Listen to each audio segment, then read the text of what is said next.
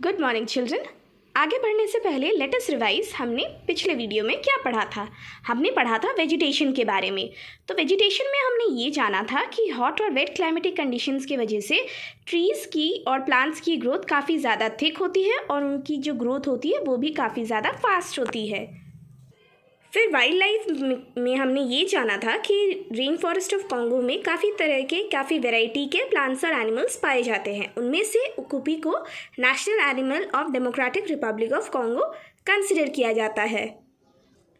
फिर mineral resources में हमने ये जाना था कि डेमोक्रेटिक रिपब्लिक ऑफ कॉन्गो को richest country in the world consider किया जाता है बिकॉज ऑफ नेचुरल रिसोर्सेज, और जो मिनरल्स वहाँ पे जो पाए जाते हैं वो हैं डायमंड्स, गोल्ड और सिल्वर।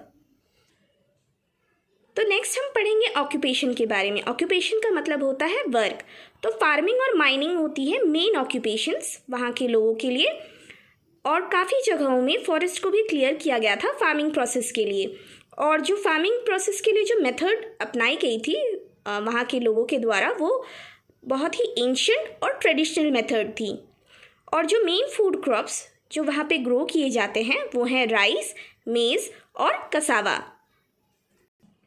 और माइनिंग का मतलब होता है जिस प्रोसेस के द्वारा यानी कि खानों में उनको माइनिंग प्रोसेस के द्वारा जो मिनरल्स निकाले जाते हैं उन्हें हम माइनिंग बोलते हैं। अर्थ के अंदर से जो निकाले जाते हैं मिनरल्स, जिस प्रोसेस से उसे माइनिंग कहा जाता है। अब हम जानेंगे कसावा के बारे में। तो कसावा होती है एक रूट क्रॉप जो बिल्कुल पोटैटो की तरह दिखने में होती है और बिल्कुल पोटैटो की तरह होती है, और ये स्टेपल फूड होती है यानी कि वो रूटीनली इस फूड को खाते हैं।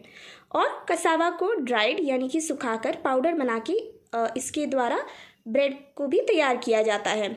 और वहाँ के लोग फिश, हनी और बनाना के लिए भी शौकीन हैं या फिर खाने में उनको पसंद है। और जो कैश क्रॉप्स जैसे कि कोकोआ, कॉफ़ी, रबर, कॉटन, ये सारे भी डेमोक्रेटिक रिपब्लिक ऑफ कॉन्गो में ग्रो किए जाते हैं और उनको एक्सपोर्ट किया जाता है अदर कंट्रीज़ में। एक्सपोर्ट करना यानी कि दूसरे कंट्रीज़ में भी भेजा जाता है। और कैश क्रॉप्स का मतलब होता है उस तरीके के क्रॉप्स जिससे कि फार्मर्स को प्रॉफिट हो, और ये क्रॉप्स डिफरेंशिएटेड होते हैं, अलग होते हैं उन क्रॉप्स से जो कि फार्मर्स खुद के खाने के लिए या खुद के खाने की व्यवस्था के लिए करते हैं, ना कि बल्कि बाहर बेचने के लिए। तो वो क्रॉप्स अलग होते हैं कैश क्रॉप्स के द्वारा। कैश क्रॉप्स जो कि मार्केट में प्रॉफिट अर्न करने के लिए फार्मर्स के द्वारा जो ग्रो किए जाते हैं उनको कैश क्रॉप्स बोला जाता है। अब हम जानेंगे लाइफ ऑफ पीपल के बारे में। तो democratic Republic of Congo sparsely populated होती है। स्पार्सली का मतलब कम पॉपुलेटेड है, और ज़्यादातर लोग विलेजेस में रहते हैं। और क्लाइमेट वहाँ की बहुत ही हॉट होती है, तो इसलिए वहाँ के लोगों के लिए बहुत ज़्यादा डिफ़िकल्ट हो जाती है क्लोथ्स पहनने के लिए। और जो ज़्यादा से ज़्यादा लोग बिलोंग करते हैं डेमोक्रेटिक रिपब्लिक ऑफ कॉन्गो में वो बंटू निग्रोज होते हैं। वो काफ़ी टॉल होते हैं और उनके कर्ली हेयर्स होते हैं, और वो काफ़ी ज़्यादा उनको पसंद होता है डांस और म्यूज़िक। और उनकी जो रहन सहन के जो तरीके होते हैं वो ट्रेडिशनल वे के होते हैं। और जो भी लोग वहाँ से डेमोक्रेटिक रिपब्लिक ऑफ कॉन्गो से निकल के दूसरे शहर या फिर टाउन्स में गए हैं वो काम करते हैं माइंस या फिर फैक्ट्रीज़ में, और उन्होंने वहाँ पे जाके एक मॉडर्न लाइफस्टाइल को अपना लिया है। जो ओरिजिनली वहाँ के रहने वाले हैं, डेमोक्रेटिक रिपब्लिक ऑफ कॉन्गो के रहने वाले लोग हैं, वो पिग्मीज़ होते हैं। वो शॉर्ट इन हाइट होते हैं और उनकी जो एवरेज हाइट होती है वो 1.5 मीटर्स की होती है।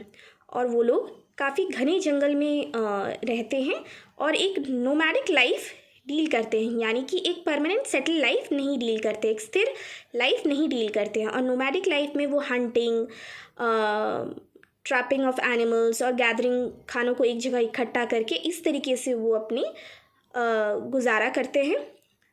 और वो खुद बहुत ही कम अपने लिए खाना बनाते हैं। और जो लैंग्वेज वो यूज़ करते हैं वो है साइन लैंग्वेज यानी कि इशारों के द्वारा। और म्यूज़िक, ड्रम म्यूज़िक, डांस उनके फेवरेट इंटरटेनमेंट साधन होते हैं उनके लिए। डेमोक्रेटिक रिपब्लिक ऑफ कॉन्गो काफ़ी जल्दी डेवलप कर रही है और काफ़ी सारा फैसिलिटीज़ भी प्रोवाइड किया जा रहा है और जो स्टैंडर्ड ऑफ लिविंग है वो भी काफ़ी ज़्यादा इम्प्रूव हो रही है।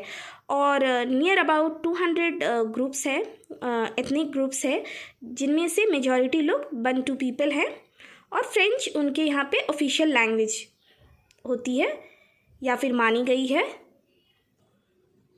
So students, this is the end for this chapter. So students, chapter 5 democratic Republic of Congo में हमने क्या क्या जाना? हमने ये जाना कि democratic Republic of Congo located है सेंट्रल अफ्रीका में, जिसे हार्ट ऑफ अफ्रीका भी बोला जाता है, और इन एरिया वाइज ये 3rd लार्जेस्ट कंट्री है अफ्रीका में और इसकी कैपिटल है किन्हासा। फिर रिवर्स और माउंटेन्स में हमने ये पढ़ा कि रिवर कॉन्गो, जिसे हाईवे ऑफ सेंट्रल अफ्रीका भी बोला जाता है और जो कि लाइफलाइन है डेमोक्रेटिक रिपब्लिक ऑफ कॉन्गो की। फिर हमने ये जाना कि बेसिन ऑफ रिवर कॉन्गो के 3 साइड्स में माउंट मार्गरीटा, जो कि हाईएस्ट पीक है इन रोवेंजरी माउंटेन्स नॉर्थ ईस्ट में, वो भी माउंटेन्स पाए जाते हैं। फिर क्लाइमेटिक कंडीशंस में हमने ये जाना कि डेमोक्रेटिक रिपब्लिक ऑफ कॉन्गो की जो क्लाइमेटिक कंडीशंस होती है वो हॉट और वेट क्लाइमेटिक कंडीशन होती है। टेम्परेचर हमेशा ही हाई रहती है थ्रू आउट द ईयर और ह्यूमिडिटी भी काफ़ी ज़्यादा हाई रहती है। फिर वेजिटेशन में हमने ये जाना कि just because hot and wet climatic condition होती है, वहाँ पे जो प्लांट और ट्रीज़ की जो ग्रोथ होती है वो काफ़ी ज़्यादा थिक होती है और वहाँ पे जो ग्रोथ होती है प्लांट्स और ट्रीज़ की वो भी काफ़ी जल्दी होती है।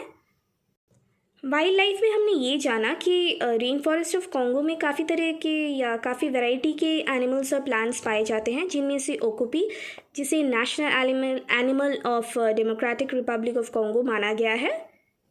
फिर मिनरल रिसोर्सेज में हमने ये जाना कि डेमोक्रेटिक रिपब्लिक ऑफ कॉन्गो को रिचेस्ट कंट्री माना गया है उसके नेचुरल रिसोर्सेज की वजह से, और जो मिनरल्स वहाँ पे पाए जाते हैं वो हैं कोबाल्ट, डायमंड, गोल्ड, सिल्वर। फिर हमने ऑक्यूपेशन के बारे में ये जाना कि फार्मिंग और माइनिंग सबसे मेन ऑक्यूपेशन है वहाँ के लोगों के लिए, और काफ़ी जगहों में फॉरेस्ट को भी क्लियर किया गया है फार्मिंग प्रोसेस के लिए।